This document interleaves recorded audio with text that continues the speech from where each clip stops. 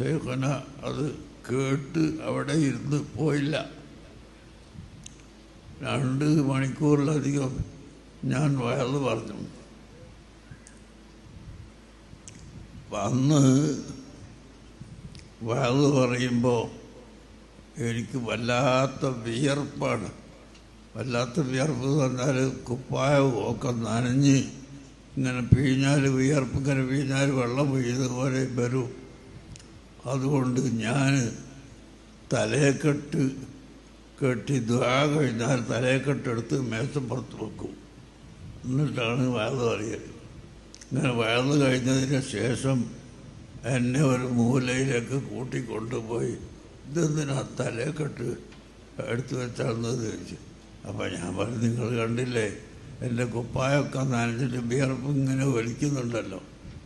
ഈ വിയർപ്പുള്ള ഞാൻ തലക്കെട്ട് കെട്ടിക്കൊണ്ട് വയത് പറഞ്ഞാൽ പിറ്റേ ദിവസം എനിക്ക് കൂച്ചെടുത്തിട്ട് വയത് പറയാൻ കഴിയൂല. അതുകൊണ്ടാണെന്ന് പറഞ്ഞു.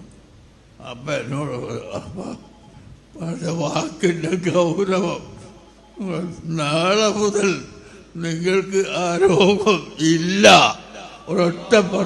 ഒരൊറ്റപ്പുറത്തിനൊക്കെ പറയും.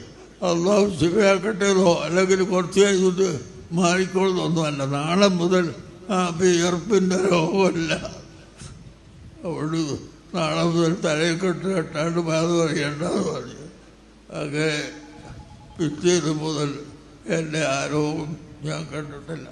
ശരീരമൊട്ടാകെ വിയർത്ത് കുളിച്ച് പറയാൻ കഴിയാതെ ആവുന്ന അവസ്ഥ ഉണ്ടായിരുന്നത്.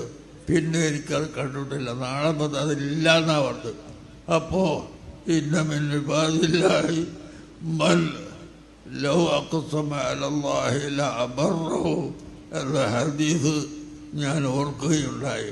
അള്ളാഹുവിൻ്റെ അടിമകളിൽ ചിലരുണ്ട്, അവർ ഒരു കാര്യം സത്യം ചെയ്ത് കൂടെ പറഞ്ഞാൽ അള്ളാഹു അതിനെ നടപ്പിൽ വരുത്തും.